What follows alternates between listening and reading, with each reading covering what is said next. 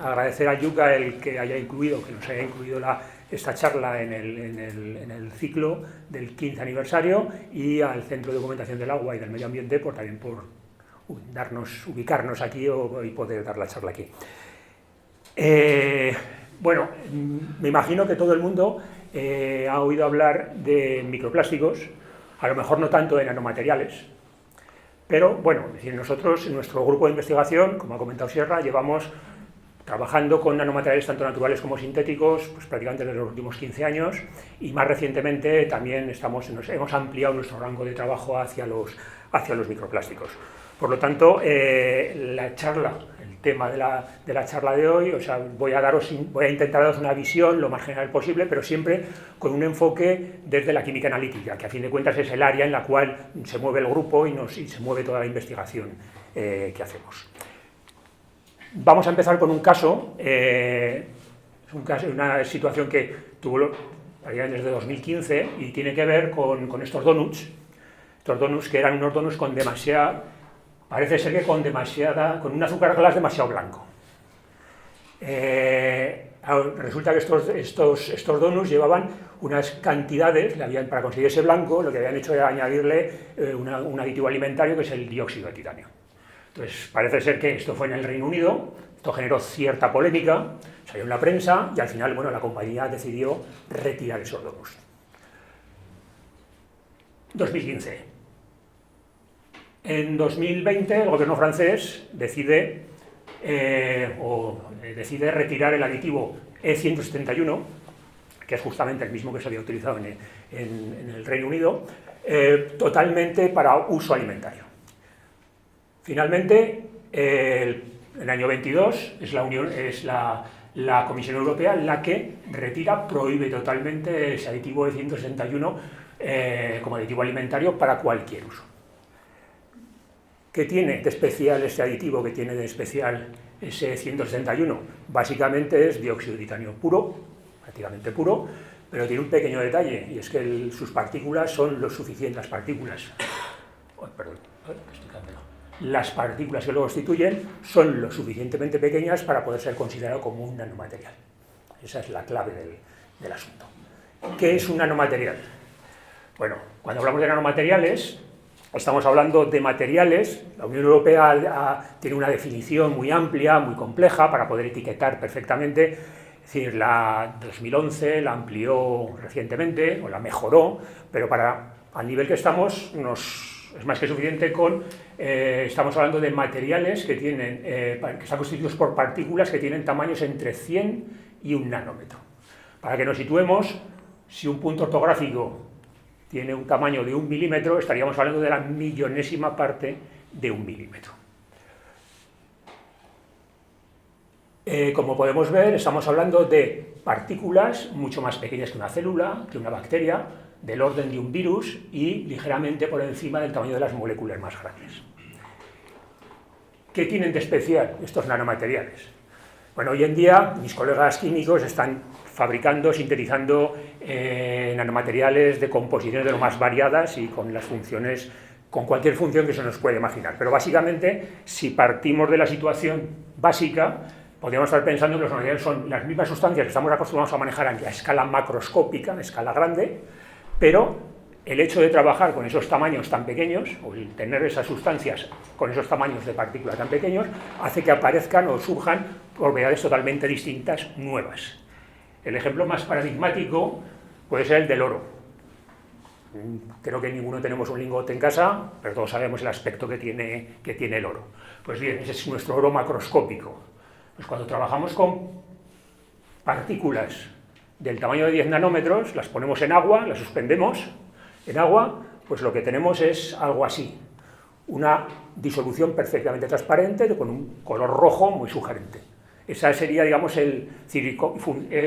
propiedades nuevas, distintas, de todo tipo, magnéticas, eléctricas, surgen cuando estamos trabajando en esas partículas en esos niveles tan pequeños. Bueno, esto de los nanomateriales no es nada nuevo. Yo voy a hablar sobre todo de nanomateriales sintéticos. Podríamos hablar, en la naturaleza podemos encontrar nanomateriales, aquí fuera mismo en el Ebro, si cogemos agua, esa suspensión, esas arcillas que están en suspensión, hay de todos los tamaños, también tamaños nano. En una erupción volcánica también se generan partículas de tamaños nanométricos. Tecnológicamente hablando, pues por ejemplo, cuando todavía no se sabía nada de nanomateriales ni de nanotecnología, es decir, los fabricantes de vidrieras añadían pequeñas cantidades de oro y de plata y conseguían pues, el color rojo o el color amarillo, pues básicamente acababa ese oro y esa plata acababa en forma de nanopartículas, tamaños muy pequeños, en la estructura del cristal y daban esas configuraciones. Esto era nanotecnología sin saber, nanotecnología de la era antigua. Bien, es decir, usos. ¿Dónde estamos usando, dónde nos podemos encontrar con estos nanomateriales sintéticos hoy en día? Por supuesto, hay diversas aplicaciones industriales. Tener información de esos usos no es tan directo. Obviamente las empresas se reservan por ahí esos usos, o no son tan fáciles, no son tan accesibles, pero en los productos de consumo del día a día nos podemos encontrar distintos tipos de nanomateriales sintéticos. Ya hemos hablado del dióxido de titanio, ha dejado ya de ser utilizado como aditivo alimentario, pero nos lo encontramos habitualmente, es el componente básico, por ejemplo, de los filtros de los sistemas, las cremas de protección solar que utilizamos, es decir, esas cremas transparentes, no todas, pero hay cremas transparentes que contienen nanopartículas de dióxido de titanio. Con la misma finalidad, tienes el dióxido de titanio nanométrico, tiene propiedades fotocatalíticas que se utilizan, por ejemplo, para hacer tratamientos autolimpiables, sistemas que no necesitan, que son capaces de, mediante reacciones fotoquímicas, quitar la suciedad de la superficie de los cristales, por ejemplo. Se está utilizando bastante más en cosmética también, y bueno, es decir, el dióxido de titanio se ha utilizado históricamente siempre como pigmento en pinturas, normalmente con tamaños un poco más grandes. Otro nanomaterial es también muy fácil, no es raro encontrarnos, son las nanopartículas de plata. Las nanopartículas de plata se utilizan sobre todo con fines bactericidas, es decir, la plata antes de la época de los antibióticos actuales, es decir, tenía esa función y se sigue manteniendo como tal. Entonces es muy habitual encontrar productos textiles donde aparece el nanosilver. Pues se nos está haciendo referencia, son productos textiles que han sido tratados con nanopartículas de plata, sobre todo para eliminar el mal olor. Obviamente están eliminando la aparición de bacterias o que las bacterias generen esos malos olores. Igual que textiles, pues hay también materiales plásticos, sobre todo para evitar el crecimiento de bacterias, por ejemplo, en los recipientes. Recubrimientos también bactericidas plásticos en muchos materiales de uso, incluso de material médico. Quedan por ahí algunos medicamentos que hacen uso de plata y de nanopartículas de plata, y también se aprovechan sus propiedades conductoras, pues bueno, hay tintas también a base de nanopartículas de plata. En cualquier caso, a pesar de que tiene esas propiedades bactericidas, la normativa no hay un nanomaterial autorizado como biocida. Siguiendo la normativa europea de biocidas, por ejemplo, no se utiliza para esos fines oficialmente, pero ya veis que, es decir, con otros nombres se está utilizando. Los nanotubos de carbono, lo que se conoce como fibra de carbono o productos de carbono, también están muy utilizados, sobre todo se están añadiendo mezclas con polímeros para generar materiales materiales ligeros y muy resistentes mecánicamente. Es decir, se está utilizando sobre todo mucho en sistemas, en bicicletas, material deportivo, es decir, con esa finalidad. Sobre todo estamos consiguiendo material con una resistencia muy alta. Sin ir más lejos, el premio Nobel de Química de este año se lo han dado a 3 científicos por el desarrollo de nanomateriales, concretamente de los quantum dots. Los quantum dots son los puntos cuánticos. Los puntos cuánticos son partículas de sulfuros, seleniuros de distintos metales que simplemente de unos pocos nanómetros, estamos hablando de menos de 5 nanómetros, y simplemente cambiando su tamaño en unas décimas de nanómetro, cambian el color y sus propiedades fluorescentes. Son la base, por ejemplo, de los sistemas LEDs o de lo que se utiliza hoy en día en las pantallas de televisión. Sistemas de LED se basan en estos sistemas. A ver, que esto nos va un poco... Bueno, como vemos, hay ventajas, o sea, hay una serie de beneficios, tienen una serie de intereses todos estos tipos de nanomateriales, pero obviamente, como sucede con cualquier avance científico, pues está la parte de beneficios y está la parte, vamos a llamarle, de riesgos. Si nos vamos a hablar de riesgos, pues voy a empezar haciendo referencia al Foro Económico Mundial.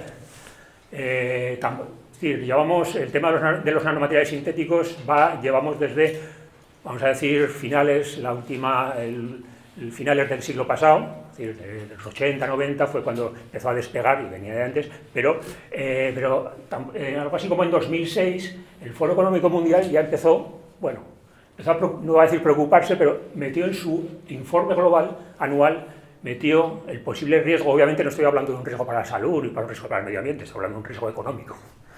Empezó a considerar los nanomateriales.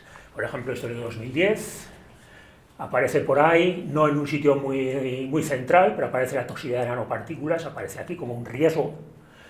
Y en 2012 ya no se habla tanto de toxicidad, aparece la nanotecnología y en un rincón. A partir del año 2012 ya no ha vuelto a aparecer, por lo tanto parece ser que desde el punto de vista de los riesgos económicos parece que ese riesgo no es tan importante desde el punto de vista del Foro Económico Mundial. Obviamente el Foro Económico Mundial ha dejado de preocuparse por los nanomateriales, pero obviamente hay otros organismos que sí que lo hacen.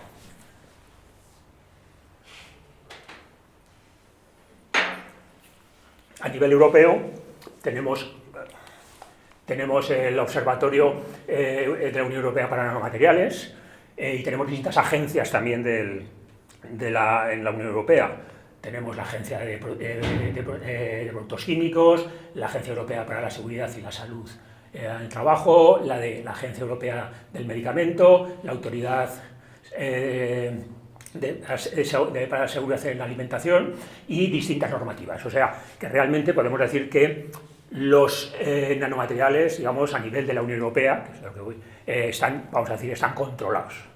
Hay un control exhaustivo de ellos. A lo mejor nos llama la atención que no aparezca la Agencia Europea del Medio Ambiente. Y la verdad es que si entramos en la página web de la Agencia Europea del Medio Ambiente, tecleamos nanomateriales, van a salir un par de notas totalmente al margen, sin ninguna información especialmente importante. Bueno, voy a intentar explicar por qué no aparecen ahí. Voy a aprovechar para eso este decreto del año 2023, que hace referencia a los criterios técnicos sanitarios de la calidad de agua de consumo, su control y suministro. Este decreto es producto de la normativa de aguas europea y cada X tiempos se revisa, se renueva y obviamente los Estados miembros pues, actualizan sus normativas. Entre la información que hay tenemos esta tabla de parámetros químicos que sería lo que podríamos llamar las sustancias prioritarias que hay que controlar pues, por diversos motivos.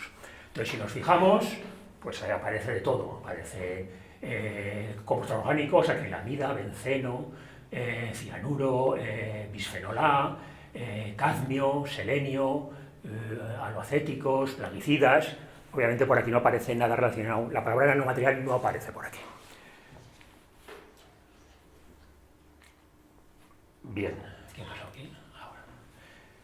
Hay un anexo que se llama lista de observación, donde aparece otra lista de sustancias, concretamente 4. El estradiol, que es el estrógeno, un tensoactivo, un antibiótico y un antiinflamatorio. Y, bueno, no lo he dicho, pero los niveles de concentración que estamos controlando son del orden de los microgramos litro, incluso algo por debajo. Estas nuevas sustancias que están aquí en esta lista de observación llegan hasta los nanogramos litro, son 1000 veces más bajos los niveles a los cuales se van a estudiar.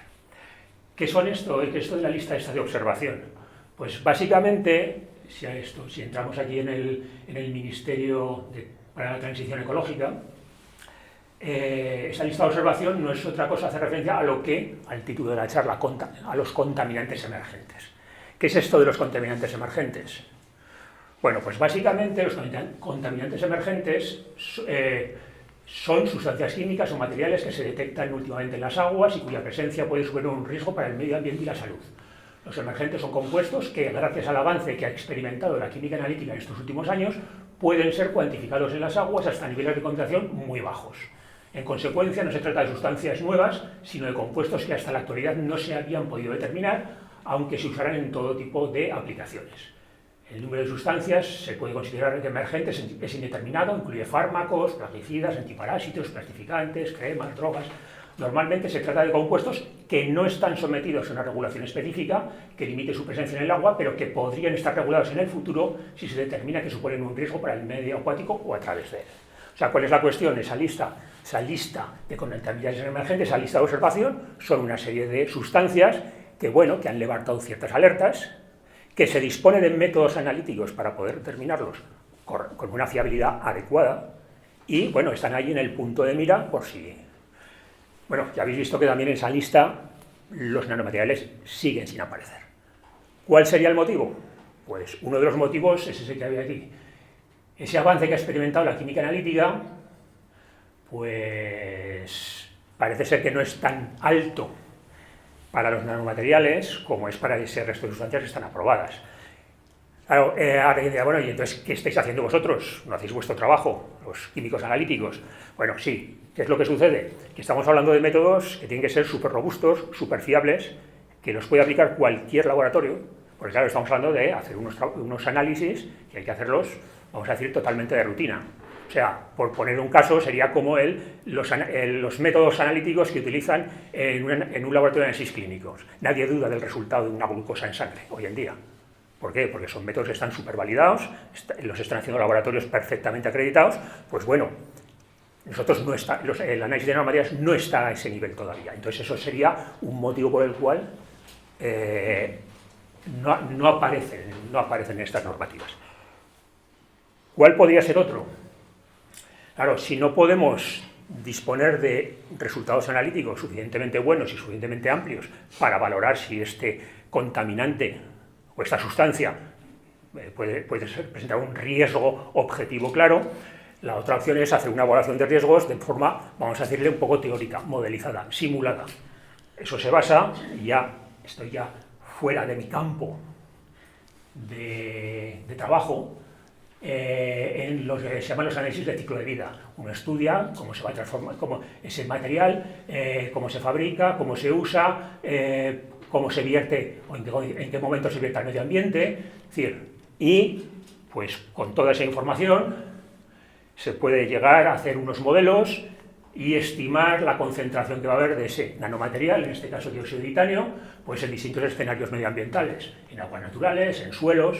Si ahora esas estimaciones de concentraciones se cruzan con las concentraciones que producen efectos tóxicos, que obviamente esa información la están produciendo los toxicólogos, los ecotoxicólogos en los laboratorios, haciendo distintos tipos de ensayos, pues bueno, podemos conseguir tener un factor de riesgo que no es otra cosa más que la relación entre exposición y toxicidad. En este ejemplo que tengo aquí de dióxido de titanio, el riesgo estimado, obviamente con unas incertidumbres relativamente altas, es menor que 1, por lo tanto no existe riesgo.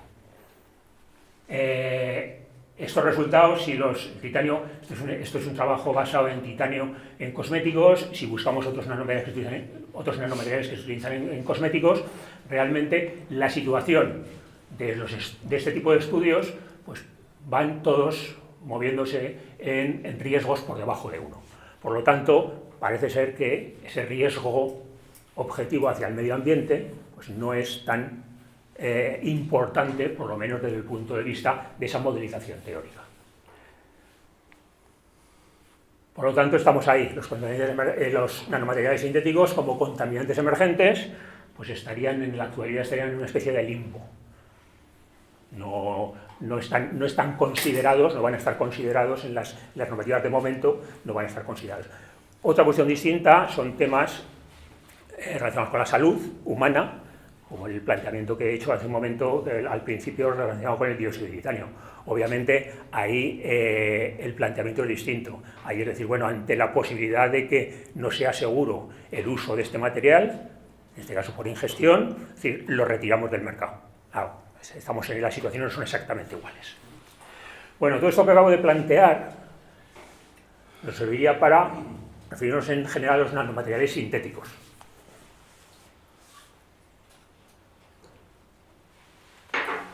Sin embargo, si nos vamos al mismo decreto y en esa lista de observación nos vamos a leer un poco más abajo, nos encontramos con un punto 4 que nos dice: los microplásticos se incluirán en la lista cuando la Comisión Europea adopte una metodología normalizada para medir los microplásticos en agua de consumo.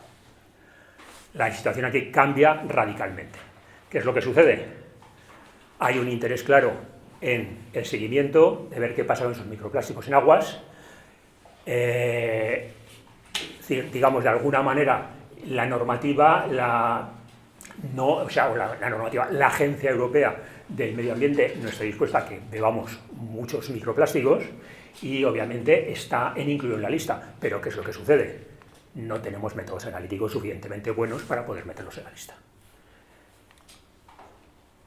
Así como, lo que he dicho, los nanomateriales no entran en esa página web, digamos, o en esa... Es decir, los plásticos tienen un apartado específico para ellos y hay un montón de información referente a plásticos en la Agencia Europea. ¿De qué estamos hablando cuando hablamos de microplásticos? Pues nos vamos a mover un poco a la derecha de la escala. Bueno, aquí las definiciones son de los más variadas. Lo único que se ponen de acuerdo es que vamos a considerar microplásticos todo lo que tenga menos de 5 milímetros, menos de medio centímetro. Donde ya no está tan claro es dónde se acaba hasta dónde llegamos. Lo más habitual es que sea entre 5 milímetros y 1 micrómetro. Hay quien llega hasta los 100 nanómetros. Bueno, cuando digo hay organismos, hay definiciones, es decir, pero bueno, la idea es esa, empezamos en los 5 milímetros. A ver, 5 medio centímetro, algo que podemos ver perfectamente con el ojo. Bien. Obviamente, todo el tema de los microplásticos, todo el mundo está más o menos familiarizado. ¿Por qué? Porque últimamente ha salido en prensa por todos los lados. El tema ha salido fundamentalmente con las purpurinas, pero ya mucho antes todo el tema de los microplásticos, microesferas en cosméticos ya estaba puesto en marcha. Todavía no estaba prohibido, pero ya había acuerdos con los fabricantes de cosméticos para retirar estas microesferas, esos microplásticos que se utilizaban en cosméticos, sobre todo como exfoliantes, por ejemplo, un uso muy habitual. Ahora, hace unos años, si vais en un supermercado, todas las cremas, todos los champús exfoliantes llevaban microplásticos.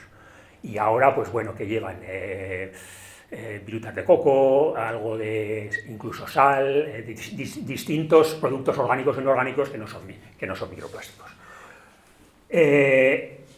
Además del tema de las purpurinas y los microplásticos en cosméticos, también a los pocos días empezaron a aparecer información sobre el tema del césped artificial y los campos de fútbol. Esto parece que les anda un poco más de tiempo, pero claro, para el que no lo sepa, esos campos de césped artificial, resulta que en la preparación de esos campos se añaden, es decir, qué mejor que hacemos con los neumáticos que no sabemos qué hacer, los reciclamos, los picamos, se añaden a hormigones, se añaden a asfaltos, pero también se utilizan aquí en la preparación. Bueno, se añaden también en la preparación de esos campos y obviamente están ahí a disposición, el que tenga chicos pequeños, pues vuelven de jugar al fútbol con polvo negro, en los alrededores hay microplásticos, no dejan de ser microplásticos. ¿Qué microplásticos son estos? Pues son lo que llamamos microplásticos primarios. Habría que añadir, por ejemplo, los productos de limpieza que utilizan microplásticos como abrasivos para limpiar, y por supuesto no nos podemos olvidar a la industria de los polímeros, ya que la materia prima, lo que se fabrica habitualmente, la materia prima para luego preparar las piezas de plástico, son pellets, son pequeños gránulos de unos milímetros, que se distribuyen en sacos, que no dejan de ser también microplásticos. ¿De acuerdo? ¿Pero qué es? ¿Esto qué es? Esto, digamos, es la punta del iceberg. ¿Por qué? Porque por muchas toneladas, y eran muchas toneladas de microplásticos primarios que se utilizaban en distintos productos, pues nos quedan todo el resto de plásticos que se fabrican o que se utilizan y que, depende de cómo se utilicen, pues pueden dar lugar a microplásticos secundarios. Todos los envases que acaban que no se reciclan, que acaban en un vertedero o que acaban por ahí perdidos en el campo o en el mar, pues obviamente se van degradando por reacciones fotoquímicas, distintos tipos de reacciones fotoquímicas, los propios biológicas, y acaban convirtiéndose o acaban degradándose en microplásticos. Las ruedas de los coches obviamente emiten microplásticos, la suela de los zapatos también. Todo el plástico que se utiliza sobre todo en agricultura acaba también generando esos microplásticos, y por supuesto no nos podemos olvidar de las prendas sintéticas. Cuando las lavamos, las fibras que se desprenden son también microplásticos. Con lo cual ya veis que esos microplásticos secundarios juegan un papel importante. Obviamente os podéis imaginar que esos microplásticos secundarios no se paran cuando llegan al tamaño de un micrómetro, se seguirán degradando por debajo del micrómetro. Y entonces, ¿qué es lo que sucede? En lugar de microplásticos, lo que vamos a tener son nanoplásticos. O sea, y estaríamos hablando pues de la fracción de partículas de plástico por debajo de esa micra, y ya, si os dais cuenta, hemos vuelto otra vez a los nanomateriales, a las nanopartículas. Entonces, ¿cuál es realmente? Y ahora ya enlazamos con nanomateriales, nanopartículas, nanoplásticos. ¿Cuál es el gran problema de estas partículas nano? Pues fundamentalmente está en que tienen la capacidad de poder cruzar las barreras biológicas. Si yo ingiero nanoplásticos, pueden acabar a través del sistema digestivo, a través de la pared intestinal, podemos acabar incorporándolos al sistema circulatorio, al sistema linfático. Si los inhalamos por respiración, 3/4 de lo mismo. A través de la piel, en determinadas circunstancias, también podrían incorporarse. Una vez que esos nanoplásticos están en nuestro sistema, van a poder acabar cruzando pues, la barrera cerebral o incluso la placenta, la barrera placentaria también. En última instancia, esas nanopartículas van a acabar cruzando las membranas celulares y van a poder acabar entrando dentro de nuestras células. Ese es el recorrido, o ese es el riesgo que asociaríamos tanto a nanoplásticos como a nanopartículas. Claro, este planteamiento, si estamos pensando en plásticos, claro, alguien que fabrica una botella de plásticos, lo último que se va a pensar es que una partícula de plástico va a acabar dentro de una célula de cualquier organismo. Pero claro, si pensamos en nanomateriales, resulta que hay una cosa que se llama la nanomedicina de precisión, que justamente es lo que va buscando. O sea, es decir, nosotros tenemos en la universidad hay grupos que también están diseñando, están sintetizando nanopartículas suficientemente complejas con la finalidad de que entren dentro de una célula, liberen un fármaco y, bueno, pues cure una enfermedad, o una vez que está dentro de la célula, lo irradiemos con un campo magnético, se caliente, una célula cancerígena, y matemos a la célula. O sea que, como vemos, estamos volviendo al planteamiento ese del avance.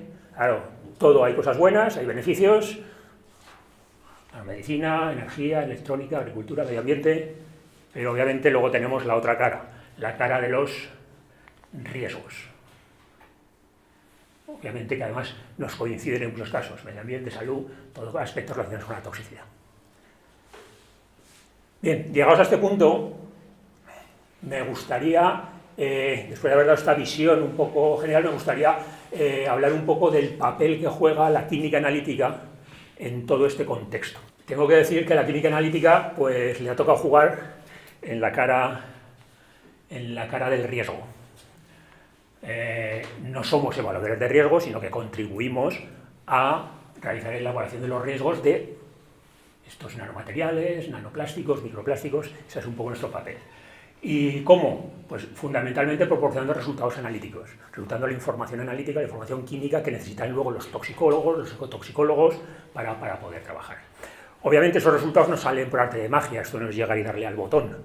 Hay que desarrollar técnicas analíticas, hay que desarrollar métodos, y luego, decir que sean lo suficientemente buenos, robustos. Ya habéis visto la importancia. Si yo no tengo un método muy bueno, no va a poder entrar en esa lista. Entonces ahí estamos, esa es un poco nuestra labor, nuestra función. Claro, alguien dirá, bueno, esto de, tratándose de partículas, microplásticos, 5 milímetros, ¿de qué me estás hablando? Esto, vamos a ver, esto no es una cosa muy complicada, ¿no?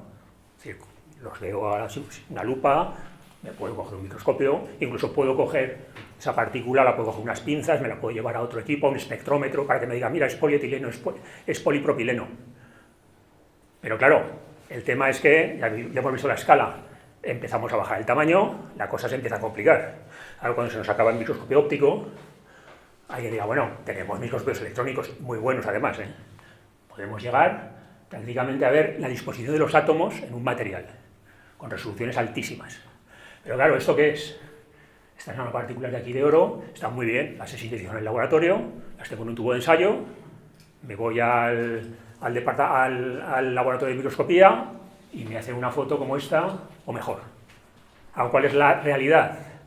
La realidad es que estamos hablando de ver estas partículas en muestras o en materiales complejos, en un sedimento de un río, en un agua de mar, en una muestra de sangre, en un tejido de un animal. Entonces la cosa se complica. Además, ¿por qué se complica? Pues se complica porque además las concentraciones, las cantidades que tenemos van a ser o pueden ser muy pequeñas. Con lo cual, vamos a ver, sería como intentar buscar una aguja en un pajar. La cosa se complica y nosotros, en lugar de hablar tanto de ver, bueno, me olvidaba de esto. Las nanopartículas, además, sobre todo en el tema del medio ambiente, cuando pueden sufrir transformaciones. Hay nanopartículas, las de plata, por ejemplo, tienden a disolverse. Otras se agregan con otras partículas. Otras, su superficie se modifica. Con lo cual, estamos complicando, o sea, la realidad se nos complica todavía más. Bueno, y entonces, ¿qué pasa? Pues ya más que hablar de ver partículas, nosotros hablamos más de detectar. Y para poder detectar partículas, pues no tenemos ninguna técnica que nos solucione, ninguna técnica mágica que nos solucione esto. Entonces, ¿qué hacemos? Lo que tenemos son unas plataformas de técnicas, tenemos que trabajar con muchas técnicas, intentar una nos da una información, otra nos da otra, complementando la información que tenemos por un lado y por otro, bueno, pues al final intentamos resolver los problemas. Las tenemos de todos los tipos, ya veis, de todos los colores, no voy a entrar en ellas, como los nombres son muy largos, acabamos utilizando acrónimos, y bueno, estas son algunas de las que utilizamos habitualmente en nuestro laboratorio para enfrentar a estas situaciones. Concretamente en nuestro caso, pues no voy a decirlo yo, porque si no, no lo voy a decir nadie, somos bastante buenos con esta. Con esta vamos a dejarla ahí, SP y CPMS.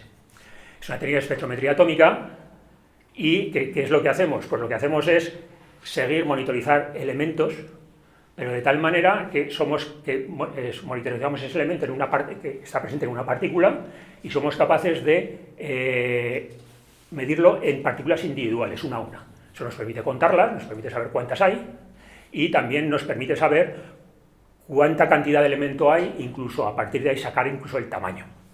La técnica es como muy buena en el sentido de que nos permite, somos capaces de ver partículas hasta de menos de 10 nanómetros de tamaño. Incluso a concentraciones, que era el otro gran problema, a unas 100 partículas por mililitro.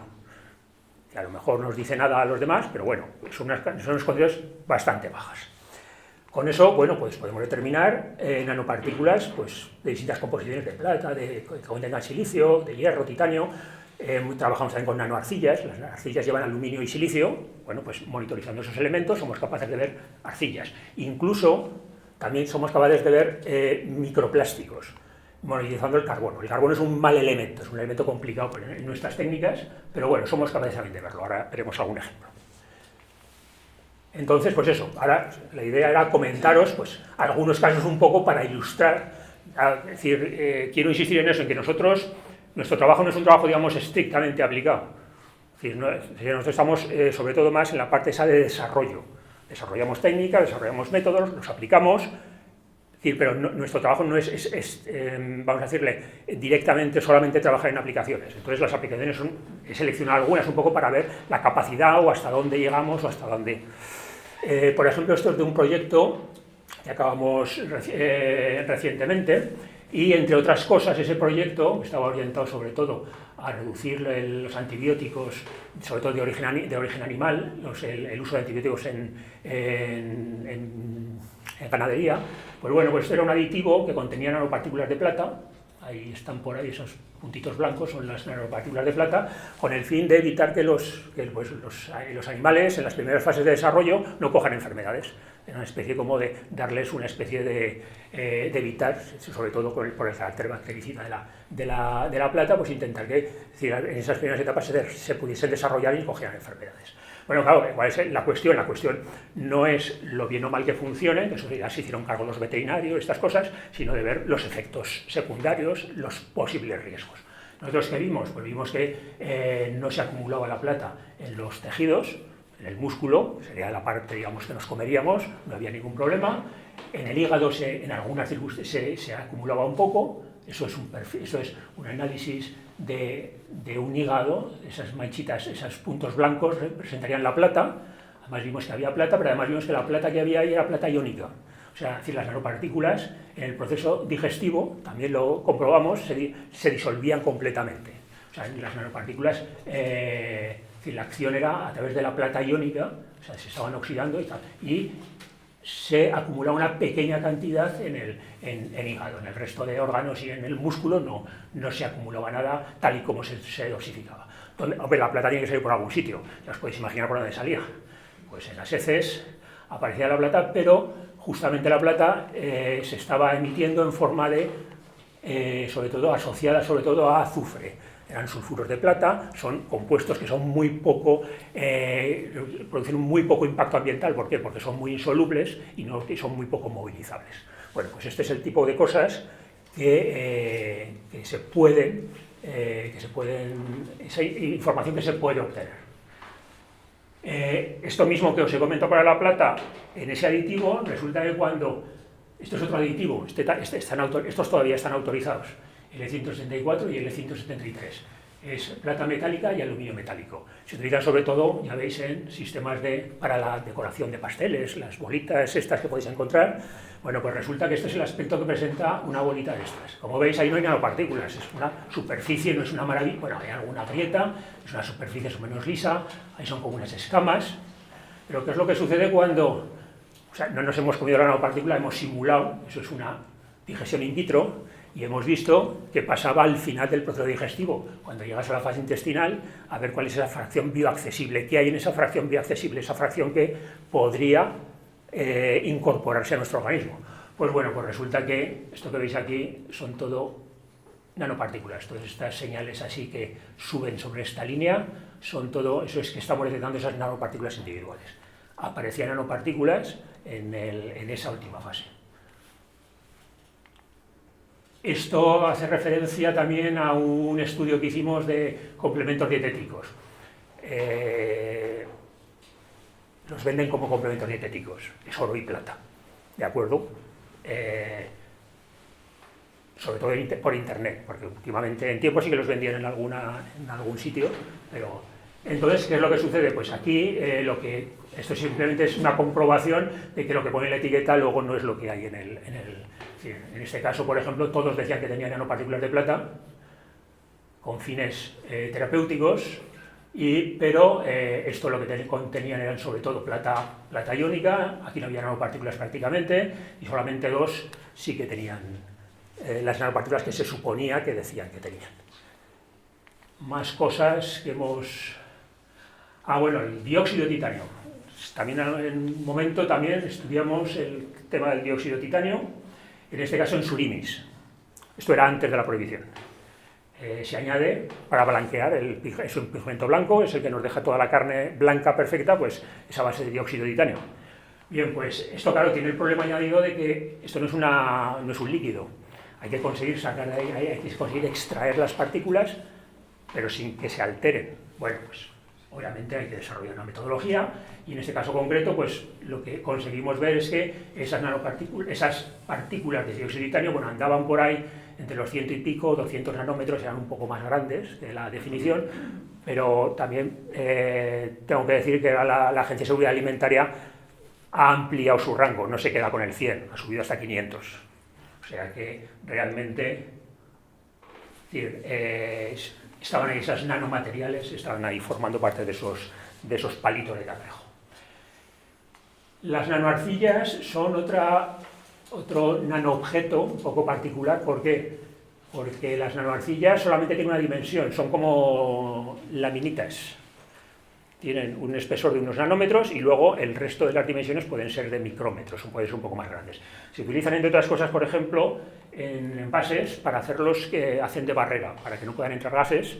Entonces, algo que dice la normativa. La normativa lo que dice es que se podrán añadir aditivos a los plásticos de envases, tal y cual, pero la migración tiene que ser cero. No menos de no sé cuánto, cero, ninguna, ni una partícula. Está así la normativa, obviamente. Cuando hicimos los ensayos, detectamos esas partículas de tamaños, pues ahí estaban desde 150 para abajo, era lo que podíamos llegar a ver, pero el sistema, estos eran unos prototipos de plásticos, se estaban apareciendo esas partículas ahí. Bueno, vamos a hablar un poco de microplásticos. Lo que os he comentado, toda esta metodología que estamos desarrollando con nanomateriales, normalmente nanomateriales inorgánicos, que son todo lo que hemos visto hasta ahora, pues vimos que teníamos opciones de ampliarla a microplásticos. Y bueno, se desarrolló la metodología y bueno, este es uno de los ensayos que hicimos sobre bolsas de té. Estas bolsas de té no son esas bolsas de té de tejido como de tela, son otras que hay que son como una especie de rejilla rígida, no sé si las conocéis, con esta forma de tetraedros. O sea, no es, dices, bueno, una bolsa de tela soltará alguna fibra, pero claro, esto es una rejilla.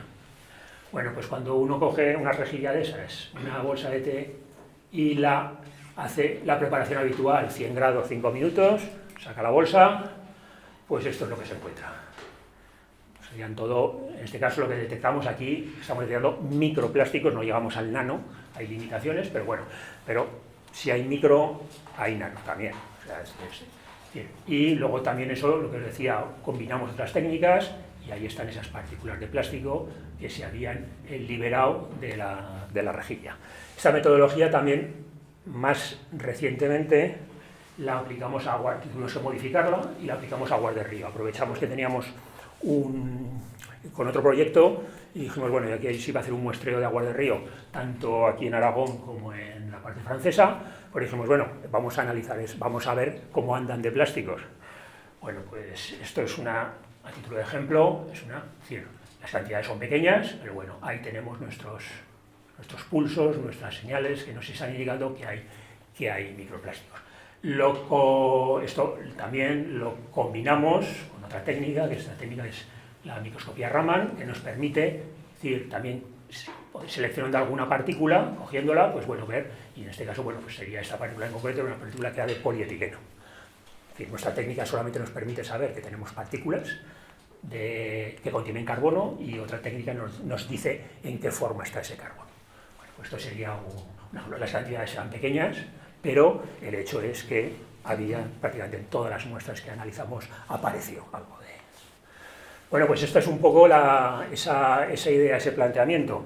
Ya habéis visto que he puesto varios ejemplos de resultados analíticos, de cómo se obtienen los resultados analíticos. Puede ser analizando muestras reales, como las muestras de río, o en algunos casos aprovechamos ensayos in vitro, ensayos in vivo, como el ejemplo ese que hemos visto del aditivo de los alimentos, de los piensos, pero aquí la clave fundamental es proporcionar esa información analítica, esos resultados analíticos, que luego en combinación pues, con los medioambientalistas, ecotoxicólogos, permiten realizar esa evaluación de riesgos, y a partir de esas evaluaciones de riesgos, los comités de expertos, las agencias, son las que van a acabar emitiendo opiniones y emitiendo informes para al final que eso se acabe traduciendo en una legislación, en una reglamentación.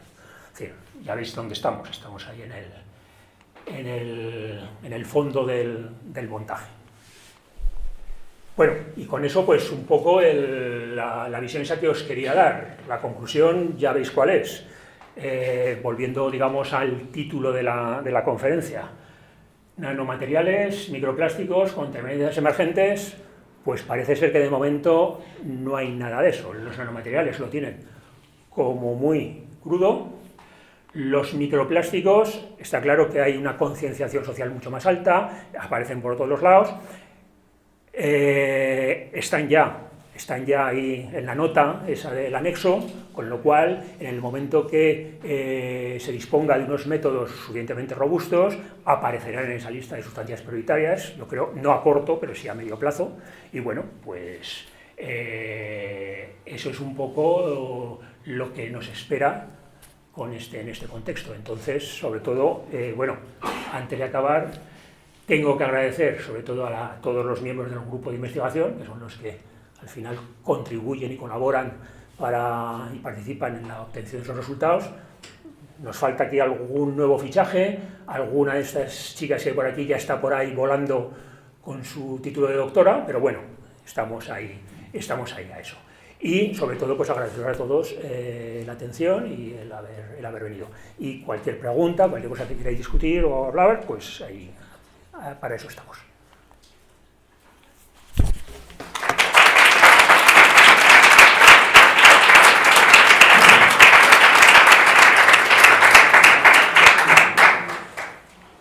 ¿Tenéis algún tipo de colaboración con el sector sanitario? Quiero decir, o sea, vuestra tecnología también se puede utilizar para muestras de sangre. Sí. Sí, a ver. Por ejemplo, en alguna patología de algún paciente, se ha dirigido alguien a vosotros para decir, puede haber cierta sospecha de que esta enfermedad le esté causando algún tipo de contaminante en la sangre o en algún tipo de alimento que haya ingerido el paciente. ¿Esa vía la tratáis vosotros o no? Ya, pero ¿en qué estás pensando? ¿En un microplástico, por ejemplo? Sí. Nosotros hemos tenido algún contacto con pero ¿qué es lo que sucede? Nuestra tecnología, digamos, es muy reciente. Bueno, pues, a ver, tampoco es tan reciente. Nuestros primeros trabajos a nivel internacional, fuimos de los primeros que arrancamos con esta técnica de la que estoy hablando, o me he referido un poco más, desde 2010, 2011. Pero realmente, a ver, los laboratorios de hospitales y tal están todavía un poco lejos. Por ejemplo, el año pasado di un curso en el Ministerio de Consumo. Todo esto que estoy hablando aquí, pues sí, habían oído, ven que se tienen que poner las pilas, pero bueno, está ahí. Sí que hay algún trabajo y hay estudios hechos de detectar microplásticos pues, lo que dices, en órganos o en heces, por ejemplo.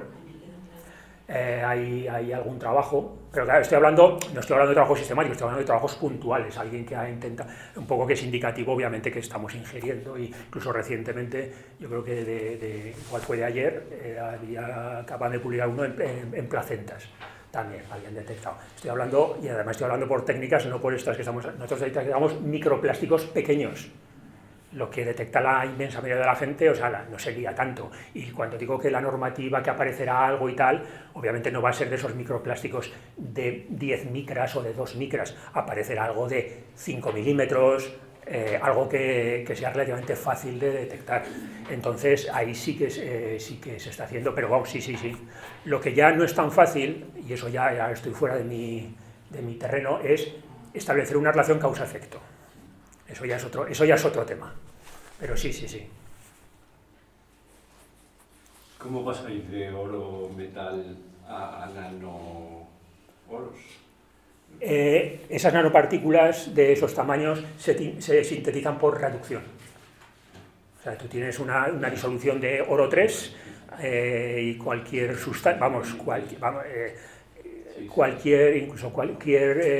prácticamente cualquier sustancia orgánica reduce ese oro y en función de cómo tiene lugar esa reacción, salen las nanopartículas, tienen un tamaño, incluso tienen una forma. O sea, porque aquí hemos visto todo nanopartículas redondas, pero no nosotros, obviamente, porque no es nuestro campo, pero hacen virguerías. Las hacen de triangulares, las hacen de estrellitas, hacen de todo. Cada cosa con su función. Pero sí, es un proceso de reducción. Es lo más... Se está trabajando en método analítico de llevar y hacer la determinación analítica in situ con un método más rápido, digamos, no sé si se puede aplicar en ese sentido. Sí, a ver, sí, claro, ahí lo que al final se va buscando, entonces, a ver, todas estas cosas luego cuando llegan a una fase normativa se intentan simplificar lo más posible. Claro, ¿por qué? Por toda la complejidad que estamos hablando. Entonces, obviamente, un método directo sería la gran solución. ¿Qué es lo que pasa? Normalmente los métodos directos no tienen la sensibilidad que hace falta en algunos casos.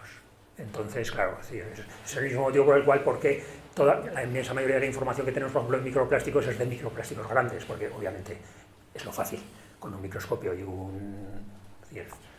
cualquiera podríamos estar recogiendo muestras de microplásticos en la playa, simplemente acercándonos ahí a la línea esa de marea y cogiendo, incluso no hay ni que nos podemos coger con la mano.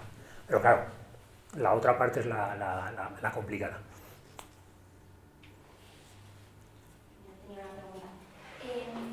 Hace poco, relativamente poco, leí que habían analizado, bueno, que habían detectado microplásticos en el aire, además en la Facultad de Ciencias, como en el techo, habían hecho una instalación para detectarlo.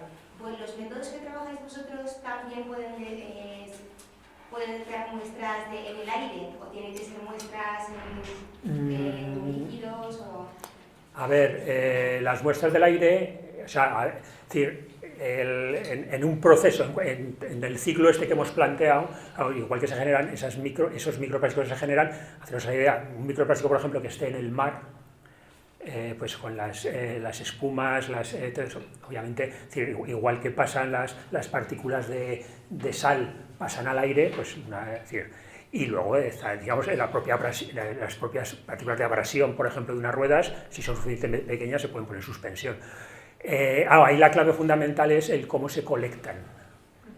Lo que tú me estás comentando, es decir, eso es, a ver, sistemas de colección de micropartículas en el aire,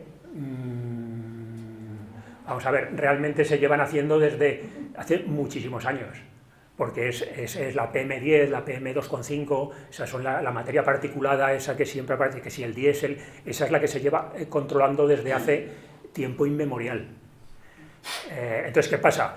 La clave, si yo en lugar de fijarme en el negro de carbón o en las partículas inorgánicas me fijo en las orgánicas, pues obviamente veré que hay plásticos.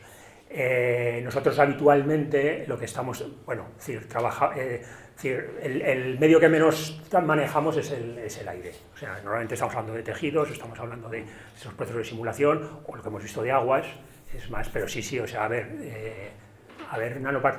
micro y nano va a haber en cualquier lado. Lo que pasa es que obviamente ver nanopartículas en esos sistemas realmente no las están recogiendo, porque esa es la otra cuestión. También cuando se hacen muestreos en el mar, ahora hacen muestreos con mallas de red y están recogiendo cosas normalmente por encima de medio milímetro. Todo lo demás se pierde. Claro, ya esas cosas son más complicadas. Una pregunta. A mí me ha chocado que lo que has dicho en el informe, en el BOE, ¿no? La lista de los elementos, sí, estos que estaban controlando y tal, que has dicho que me aparecen más porque no hay como laboratorios bien dotados, o me ha parecido entender eso. A ver, no aparecen nuestras sustancias, no aparecen los nanomateriales, no aparecen todavía los microplásticos porque no hay esa metodología. Pero no es solamente eso, o sea, realmente también todas estas sustancias prioritarias, el que aparezcan en esos listados o desaparezcan, es producto de todo de estudios y de grupos de trabajo que están ahí buscando y estudiando constantemente. Lo que he comentado ahora, esa lista que ha aparecido ahí de sustancias prioritarias, eso es un acuerdo a través de la Agencia del Medio Ambiente, a través de la Comunidad Europea, donde se decide decir, bueno, estas sustancias van a pasar, porque ha habido un comité de expertos, todos los países que se han puesto de acuerdo. El proceso no es sencillo. Hay que presentar los suficientes datos como para que esas sustancias se valore que son un riesgo potencial, por ejemplo, que se dispone de esos métodos para poder hacer, porque claro, si esa sustancia aparece en esa lista, automáticamente todos los Estados miembros están obligados a, con la frecuencia que dice la normativa, hacer unos análisis. ¿Por qué? Porque luego van a recoger toda esa información y van a decir, bueno, esta sustancia que hemos puesto aquí como que era un contaminante emergente, lo subimos de categoría, lo ponemos en la otra lista. Es decir, la cosa es, no decir seria, es complicada. Sí, pero vamos, juegan ahí bastantes factores. Pero eso es extensivo a todas las sustancias que aparecen en esas listas. Y eso también es el motivo último por el cual ni microplásticos, por supuesto nanoplásticos, todavía están, y nanomateriales no aparecen todavía.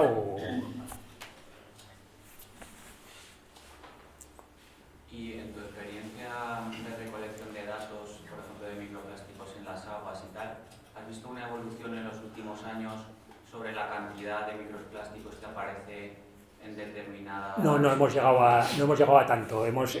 Realmente los resultados los resultados, no he presentado resultados, he presentado un ejemplo, pero nosotros lo que hemos hecho ha sido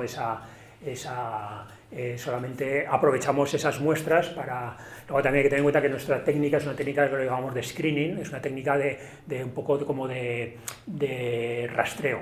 Es una técnica, digamos, muy rápida. Es decir, realmente obtener información, con las técnicas actuales, obtener información, por ejemplo, de contenido de microplásticos de un agua, estamos hablando de 10, 12 horas de trabajo por muestra, y con unos costes de instrumentación que no son... Entonces, claro, en esos contextos lo que se hace es decir, bueno, vamos a hacer un análisis muy básico, vamos a ver si hay o no hay, y ya nos plantearemos si subimos de categoría. Entonces, lo que yo os he enseñado son ese tipo de análisis básicos que te dicen, mira, sí que hay, ahora merece la pena. Entonces, pero ya te digo, no tenemos vamos a decir, realmente, esto está un poco como, sobre todo a este nivel, utilizando este tipo de técnicas, está digamos, como empezando.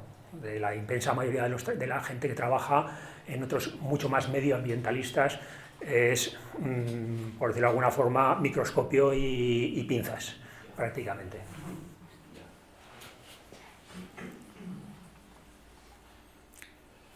Bueno, pues si... Yo tengo una duda, pero... Sí, no, a lo mejor no es el campo, pero es que me ha llamado la atención que el hecho de crear el óxido de tilate, no, que tenía el ejemplo, si lo tenemos en la naturaleza, de forma del mineral. Entonces, no sé yo, claro, si teníamos las propiedades, porque claro, es sintetizar el óxido de titanio. Sí, pero, a ver, no me sé mucho la historia, pero claro, vamos a ver, partimos del hecho de que el dióxido de titanio se ha utilizado como pigmento en pinturas, es un pigmento muy habitual. Entonces, claro, a ver, ya sabemos